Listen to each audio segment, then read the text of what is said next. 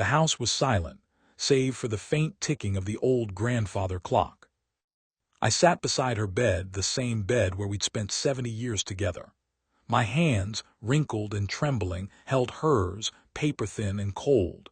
Her breathing was shallow now, her chest barely moving beneath the soft quilt. The evening light slanted through the curtains, painting her silver hair in gold. She was still beautiful, the same smile lines, the same calm grace that had always made me feel like I'd come home just by looking at her. "James," she whispered, her voice so faint I had to lean close to hear her. "Yes, my love, I'm here." Her lips parted, a fragile smile flickered, but then she said it. A name that wasn't mine. "Arthur." The name sliced through me like a blade. For a moment I thought I'd misheard. I prayed I had. But her gaze wasn't on me, it was somewhere far away, somewhere I could never reach. Tears welled in her eyes. "Arthur, I missed you." And then nothing. Her chest stilled. The silence that followed was unbearable. I sat frozen, still holding her hand, my heart cracking open. 70 years. 70 years of devotion, of quiet mornings, of holding back words I never dared say, and she died thinking of another man. I'd always known. Deep down, I'd always known there was someone before me, someone she'd never forgotten. I just hoped, I could be enough to make her forget him. But I was. The clock ticked, the light dimmed, the world faded. And as I felt my chest tighten, as my heartbeat faltered, a strange calm washed over me. Maybe it was grief, maybe it was relief. Maybe it was fate. Because as the last beat of my heart echoed in the silence, I whispered, "I wish I could start again. I wish I could find her, the one I lost. And this time, I won't let her go." Then everything went black. But death wasn't the end. It was only the beginning. Warmth. That was the first thing I felt. Not the cold stillness of death, not the numb emptiness of grief, but warmth.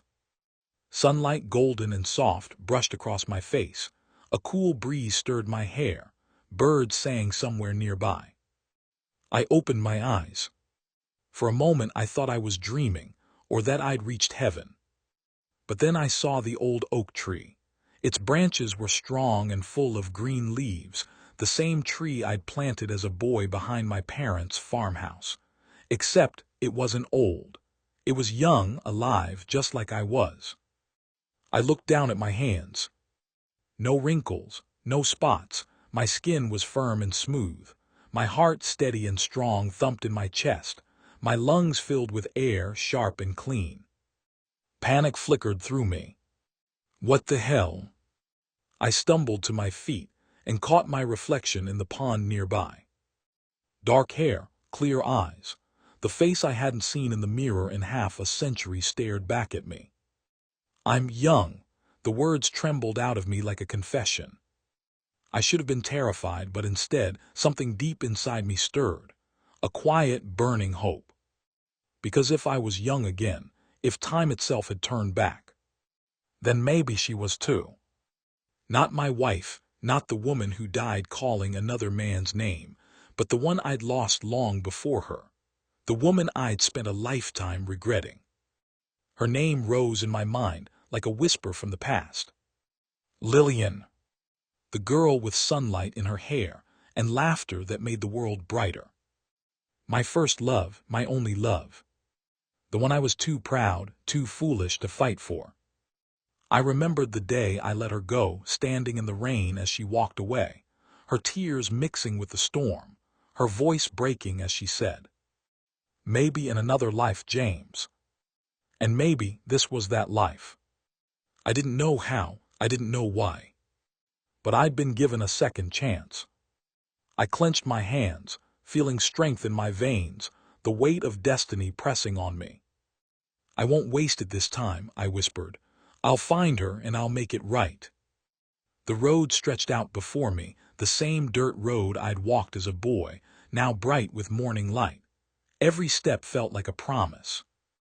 A promise to the past. A vow to the future. I was alive again. And this time I would live right. The small town hadn't changed much. The same cobblestone streets wound through rows of brick houses, the same bell tower watched over the square, and the same old bakery filled the air with the smell of fresh bread every morning. But to me, everything felt new, colors brighter, sounds sharper, life itself pulsing through every corner. I walked those streets like a ghost reborn, my heart hammering as memories and reality tangled together. I was 20 again, or close to it, just another young man in a world still untouched by time's cruelty. And then I saw her. It was the market square, near the fountain where I used to meet my friends after school. The air shimmered with sunlight, and there she was standing by the flower stall, her hands brushing over petals of white daisies. Lillian. My breath caught. She wore a pale spring dress that danced in the breeze, her hair tied back with a simple ribbon, a few golden strands escaping to frame her face. She was just as I remembered, no, more radiant, more alive. Time hadn't yet touched her with sadness. I stood frozen, watching her laugh with the vendor, that laugh I'd dreamed about for decades. The years between us, the regrets, the aching nights of wondering what if, all vanished in that single moment. This was it. My second chance. I walked forward before fear could stop me. Lillian. She turned, startled at first, then smiled politely. Yes. Her voice, light, musical, sent a tremor through me. I'm sorry, I stammered, realizing how strange this must look. You look familiar. I thought you were someone I knew. Her eyes softened, curious now. I get that a lot, she smiled, tucking a strand of hair behind her ear. Do you live around here? Yes, I just got back, I said. My heart was racing, my palms sweating. I had all the memories of a life lived, but to her, I was just a stranger. Well then, welcome home, she said warmly. I'm Lillian Moore. The name hit me like a blessing. I'm James, I replied, my voice barely steady. When she extended her hand, I took it, and the world seemed to pause. Her touch was soft, but it lit something in me, something I'd thought had died long ago. Maybe I'll see you around, James, she said, gathering her flowers. I watched her walk away, sunlight wrapping her like a halo. For the first time in 70 years, no, in 2 lives, I felt alive. This was the moment my fate had reset. And I swore to myself, this time I wouldn't let her go. Days passed like a dream I didn't want to wake from. I found reasons to be in the market square, at first by accident, then by design. Each morning I walked past the fountain, pretending to browse the stalls until she appeared again. And she always did. Lillian Moore. Her presence filled the air with warmth. The kind of brightness that made even the dullest moments shimmer. She talked to everyone, the baker, the children who played by the steps, the old widow selling apples. Her kindness was effortless, her laughter contagious. And me. I was falling in love all over again, though in truth I never stopped. One afternoon, I gathered the courage to approach her properly. She was sitting beneath the big elm tree outside the library, a book in her lap and sunlight scattered in her hair. Do you mind if I join you? I asked. She looked up, shading her eyes with her hand. Then she smiled, that same smile that could undo me in an instant. James Wright, the man who just got back, sure. I sat beside her, pretending to be calm while my heart waged war inside my chest. What are you reading? Poetry, she said softly. It reminds me that there's still beauty left in the world. Her words carried more weight than she realized. I'd lived long enough to know how fleeting that beauty could be. I used to think that too, I said, but I forgot it for a long time. Maybe it's time I remembered. She looked at me, really looked at me, and something flickered in her eyes. Recognition, or just curiosity, I couldn't tell. We talked until the sky turned gold, about books and dreams and silly childhood memories. She told me she wanted to be a teacher, to help children believe in themselves. I told her I wanted to build something lasting, something that wouldn't fade. When the evening chill settled in, she stood and brushed off her dress. I should go. My mother worries if I'm out too late. Can I walk you home? I asked. She hesitated, then nodded. All right, James. The road was quiet, lined with lanterns just starting to glow. Our hands brushed once, twice, before I finally took hers. She didn't pull away. In that small, trembling moment, I felt the entire universe shift. Not because it was new, but because it was right. When we reached her gate, she turned to me with a shy smile. I had a good time, she said. Me too. Maybe we'll see each other tomorrow. I smiled. You can count on it. She laughed softly, then disappeared inside. I stood there long after, the night wind cool against my face, my heart full for the first time in 2 lifetimes. And as I looked at the stars, I made a silent vow. This time I would protect her. This time I wouldn't lose her to fate. Spring melted quietly into summer. The days grew longer, the nights softer, and with each sunrise Lillian became a greater part of my world, and I somehow a trusted piece of hers. We spent our afternoons by the river, skipping stones and laughing about everything and nothing. She'd bring strawberries and sweet bread from her mother's kitchen, and I'd tell her stories, some borrowed from my imagination, though they were really fragments of my first life. She called me old-fashioned once, teasing about my manners, and I nearly laughed at the irony. If only she knew how old I truly was. One evening, as the sun dipped behind the hills, she said quietly, "You ever feel like you've been here before, like you've lived this moment already?" Her words froze me. I looked at her, and for a heartbeat, I wondered, does she know? But she was gazing at the sky, her voice dreamy. Sometimes I think the world repeats itself, giving us chances to fix what we got wrong. A shiver ran through me. Maybe you're right, I said softly. Maybe that's what this is. She smiled, but before I could say more, a voice called her name. Lillian. We both turned. A tall man was walking toward us, his stride confident, his suit far too fine for this small town. His dark hair gleamed in the sunset, and when his eyes met hers, something in my chest went cold. Arthur, she said, her tone shifting, polite, careful. The name. The same name my wife had whispered on her deathbed. He offered a charming smile, his gaze briefly flicking to me with thinly veiled judgment. I didn't know you still spent your evenings here, he said. Your mother been asking for you. Lillian glanced at me, then back at him. I was just about to head home. Allow me to walk you, he said smoothly, not waiting for her answer. I stood there, rooted, trying to steady the storm inside me.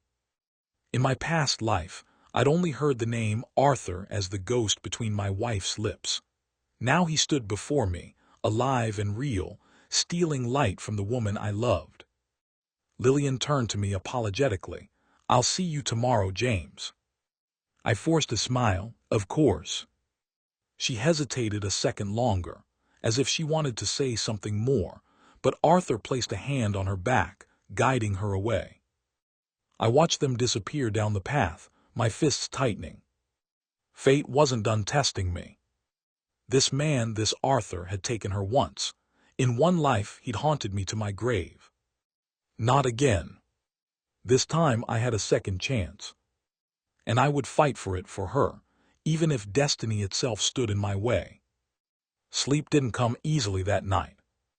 Every time I closed my eyes, I saw them, Lillian and Arthur, walking beneath the street lamps, her laughter soft, his shadow long beside hers.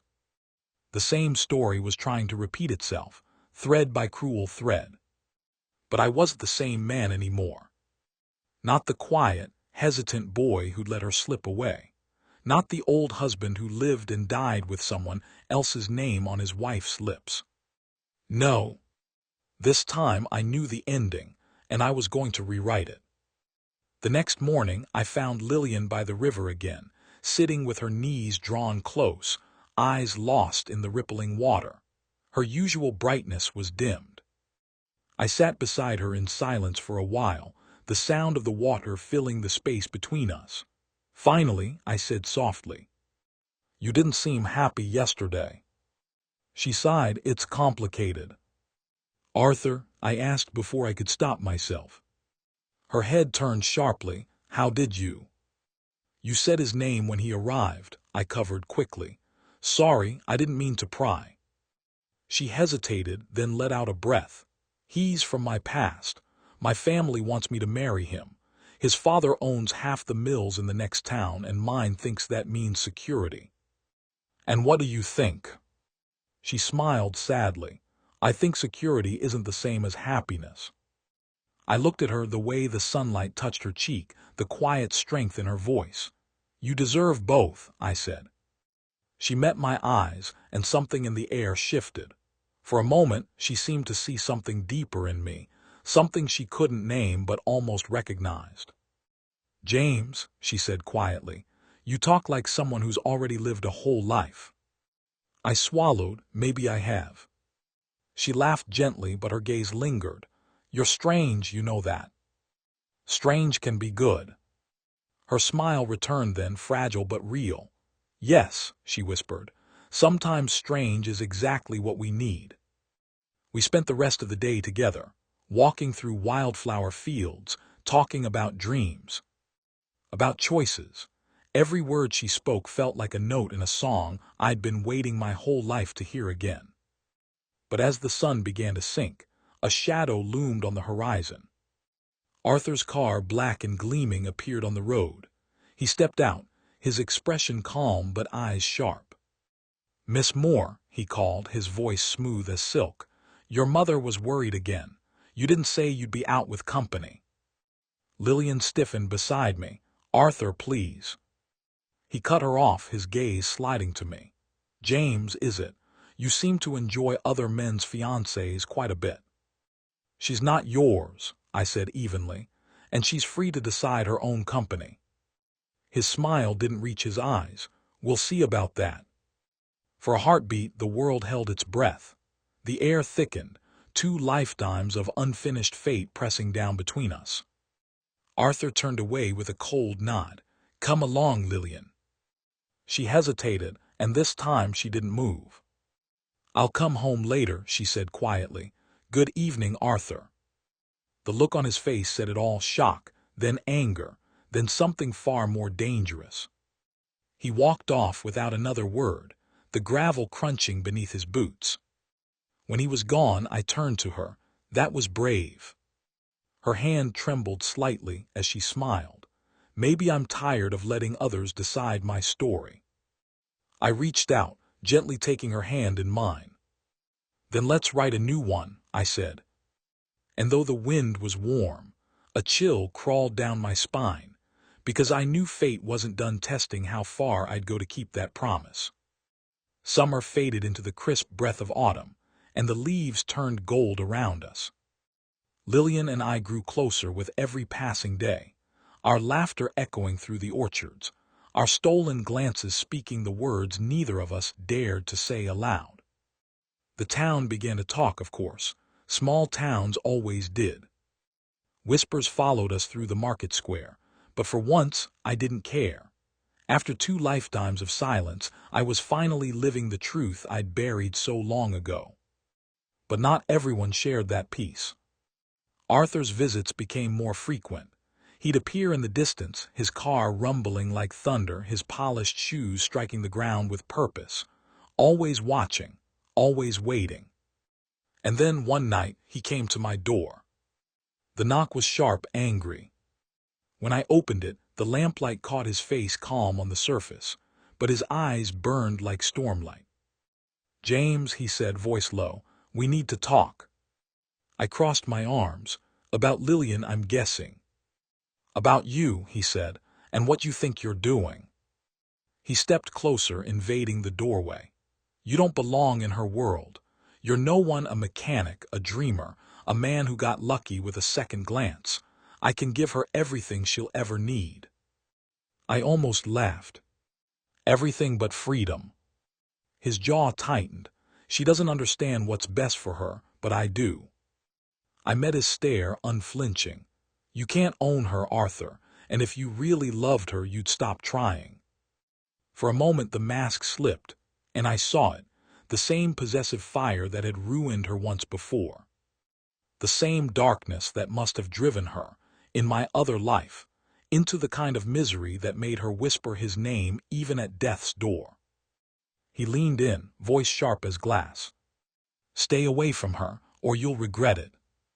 And then he left, but not before his shoulder brushed mine, a deliberate, quiet threat. I barely slept that night.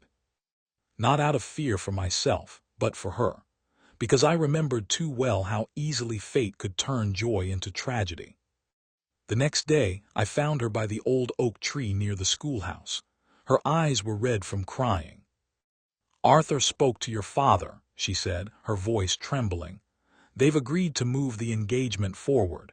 He says it's what's best for the family. I felt my chest tighten. And what about what's best for you? She shook her head. It doesn't matter what I want. I took her hands gently but firmly. It does matter. You can still walk away. Tears spilled down her cheeks. And go where, James? With who? What would we have? I smiled softly, aching, determined. A life, a real one, built on love, not control. I'll work, I'll build, I'll give you everything I have, everything I am. Just give me the chance. She looked up at me then, her eyes full of fear and longing. You don't know what you're asking. Yes, I do, I whispered. I lost you once already. I'm not doing it again. For a long, trembling second, she said nothing. Then slowly she nodded just once. All right, James, she said, let's run away. The world seemed to stop. And in that stillness, as the leaves fell around us like burning gold, I knew the path ahead would change everything for both our lives. The night we ran away, the moon was a sliver of silver cutting through a restless sky.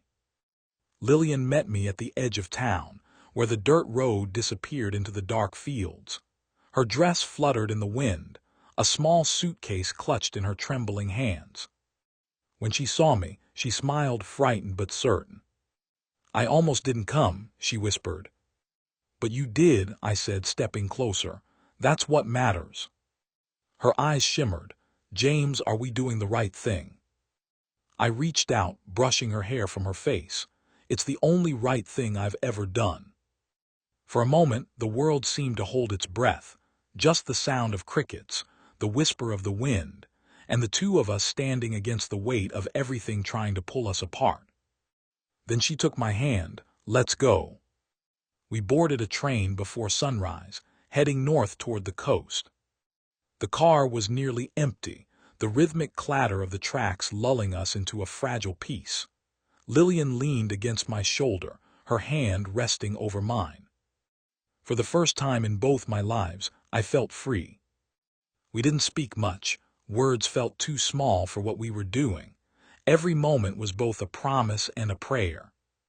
When the train reached a small seaside town by afternoon, we stepped off into a place neither of us had ever been. The ocean stretched wide before us, blue and endless. Lillian spun once, her laughter rising over the sound of waves. We did it, she said. We really did it. I couldn't stop smiling. Welcome home, I said. We rented a small cottage near the cliffs, white walls, creaky floors, and the sound of the sea filling every room. It wasn't much, but to us it was heaven. Days turned into weeks.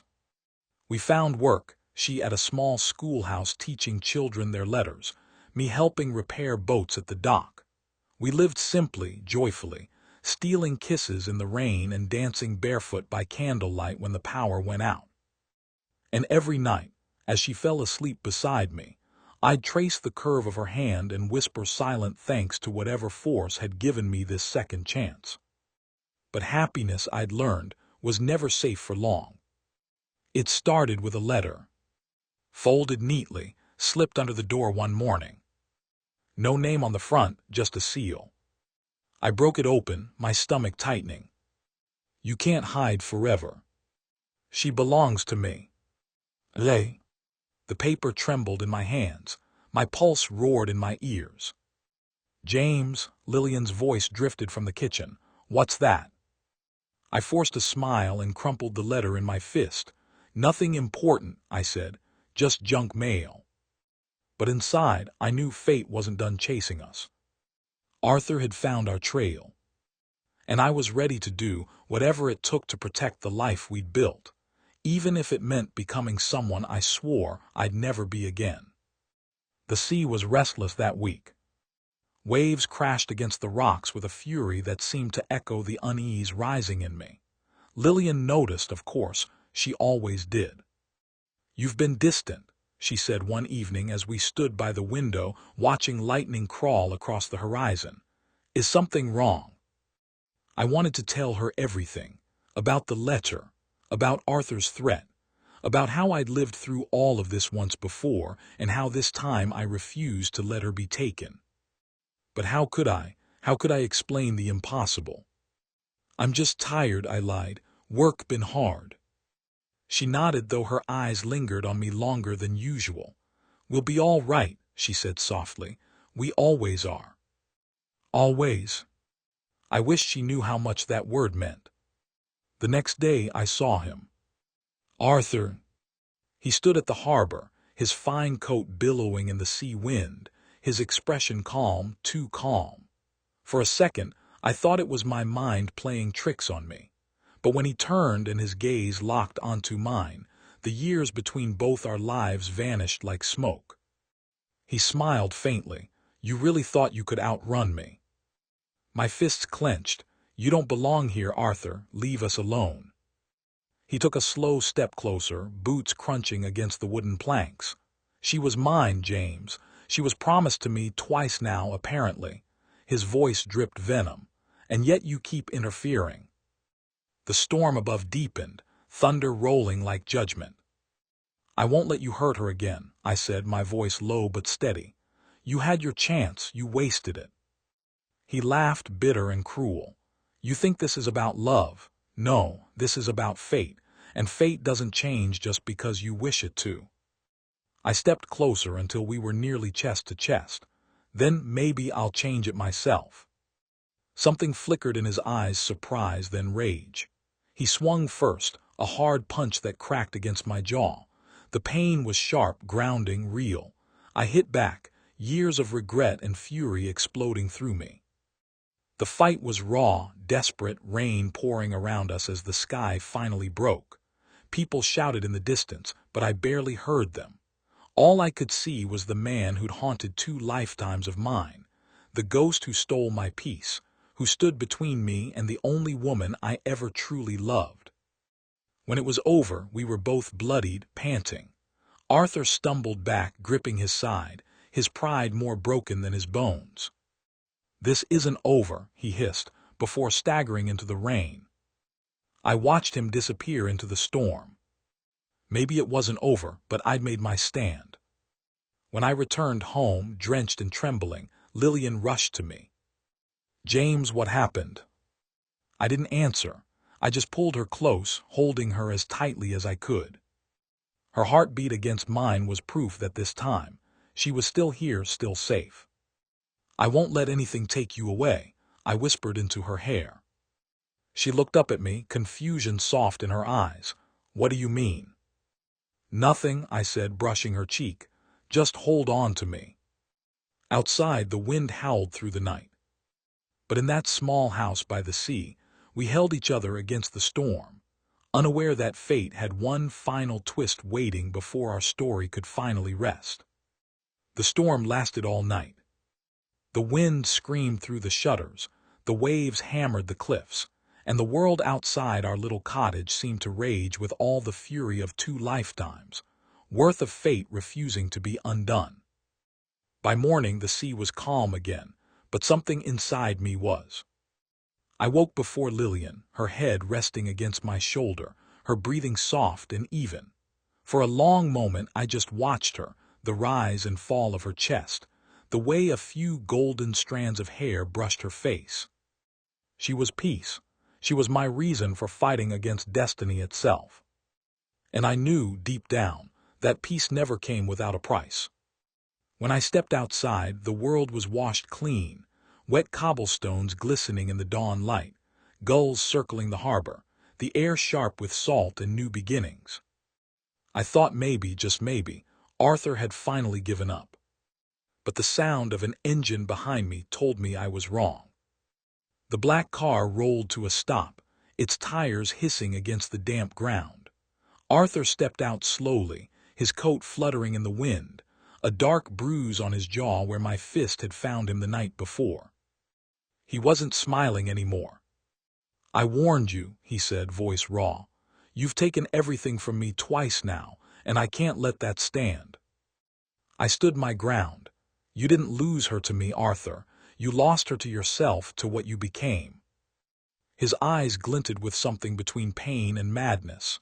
"If I can't have her," he whispered, "then no one will." He reached into his coat. Time slowed, every instinct in me screamed, every heartbeat echoing like thunder. But before I could move, a voice cried out, "Arthur, stop." "Lillian." She stood in the doorway, barefoot, rain-damp hair clinging to her face. Her eyes were wide with horror, but her voice was steady. "This isn't who you are," she said softly. "Not once, not now. Let it go, Arthur, please." He hesitated. For a single trembling second, the world seemed to hold its breath. And in that fragile silence, something inside him broke. His arm dropped. The gun, old, cold metal, slipped from his fingers and clattered to the ground. Arthur fell to his knees. "I loved you," he said, his voice shaking. "All I ever wanted was to be enough." Lillian's eyes filled with tears. "You could have been if you'd learned to love without owning." He looked up at her, the rage gone, replaced by something hollow. Then quietly he turned and walked away into the rising light, into the road that led out of town. And just like that, the past that had chained us both was gone. That evening, the three of us, me, Lillian, and the child she carried, watched the sun set over the water. She leaned against me, one hand resting over her growing belly. "Do you ever think about how strange it is?" she murmured. "How life gives us second chances we never expect." I smiled, my eyes on the horizon where the sky burned gold. "Every day." She turned to me, studying my face. "Sometimes I feel like I've known you forever." I kissed her forehead gently. "You have," I whispered. "You just didn't remember until now." She smiled faintly, her eyes drifting closed. As the waves whispered against the shore, I looked at the world I'd rebuilt, the love I'd reclaimed, the peace I'd earned, and for the first time in 2 lifetimes, I felt whole. In my first life, I died full of regret. In this one, I was reborn in hope. The past was finally buried. The future, bright and unwritten, belonged to us. And when the last light of the sun touched the sea, I took her hand and whispered, "This time we made it." The storm that had once threatened everything was long gone. Years passed like pages fluttering in the wind, and our lives settled into a rhythm so peaceful that sometimes I wondered if the universe had forgotten us, finally granting us the quiet we'd fought so hard for. Our son Daniel grew under that calm sky. He had my eyes but his mother's smile, that soft, knowing smile that made people feel seen. Lillian often said he had an old soul, and maybe she was right. Sometimes I'd catch him staring at the sea as if listening to a voice only he could hear. The sea had always been part of us, the witness to our endings and our beginnings. One morning, when Daniel was 16, he found an old box buried beneath the floorboards of our study. Inside were my journals, all the words I had poured out in the quiet hours of my rebirth. I had never meant for him to find them. But that evening, as the sun dipped behind the horizon, he came to me with the open notebook in his hands. "Dad," he said quietly, "is it true that you lived before?" Lillian froze at the table. The spoon she'd been holding clinked softly against her cup. I looked into his eyes, those eyes that held both curiosity and fear, and I realized there was no point in lying. "Yes," I said simply, "once." We walked along the shore while I told him everything. About how I had grown old beside a woman I'd respected, but never truly loved. How she had died whispering another man's name. How I had died moments later and awoken decades younger, with a heart full of regret and a second chance waiting. Daniel didn't speak for a long time. When he finally did, his voice trembled. "So you changed history." "I changed myself," I said. "The world gave me one more chance to make things right and I took it, that's all." He kicked at the sand thinking, "Do you ever wonder why you out of everyone?" "Every day," I admitted. But I stopped looking for reasons. Sometimes life gives you a miracle not because you deserve it, but because you need it. He nodded slowly, his gaze fixed on the water. That night when I came back from locking the door, I found Lillian sitting by the window, the moonlight washing over her face. She looked older now, gracefully, beautifully so, but there was a shadow in her eyes. "You shouldn't have told him," she whispered. "He deserved the truth," I said gently. "Truth can be dangerous, James, especially when it involves fate." I frowned. "What do you mean?"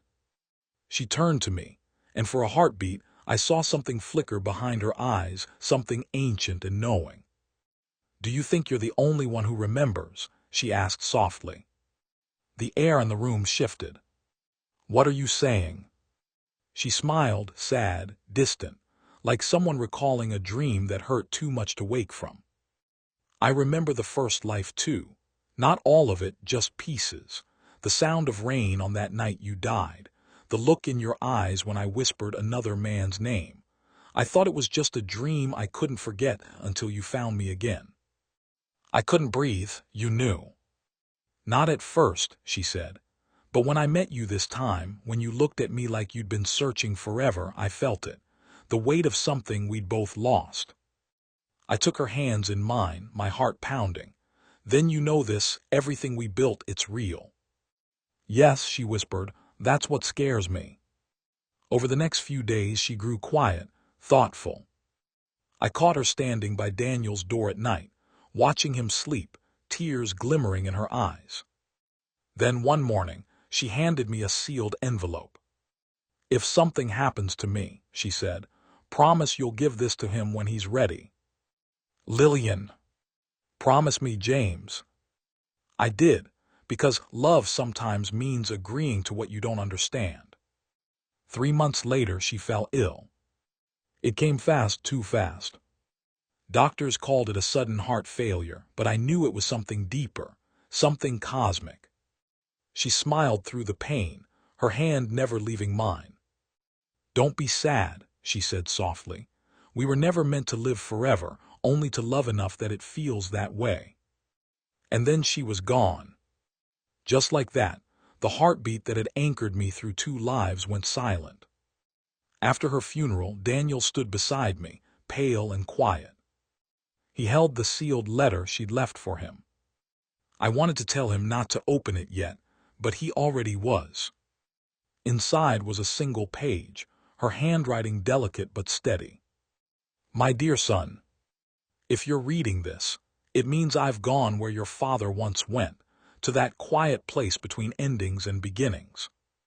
I remember everything now, not just my life with him, but the one before it too.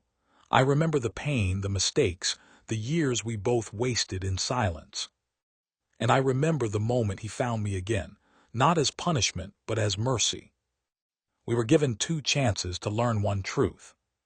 Love is never about possession, it's about presence. If you ever feel lost, remember this. The universe always gives back what the heart refuses to let go of. Your mother, Lillian." Tears fell silently down Daniel's face. He folded the letter, holding it to his chest. "She remembered," he whispered. "Yes," I said quietly, "we both did." Years later, Daniel became a writer. His first novel was called The Sea Between Lifetimes. He never told anyone it was based on us, but I knew. Sometimes, when I walk along the same shore where my story began, old once more, the waves whispering their endless lullaby, I think about everything we endured. 2 lives, 2 loves, one truth that bound them together. And I know, without a shadow of doubt, that somewhere beyond the veil of time, she's waiting again, not as a stranger, not as a memory, but as the promise I once made beneath a storm-torn sky. This time, I whisper to the wind, I'll find you sooner.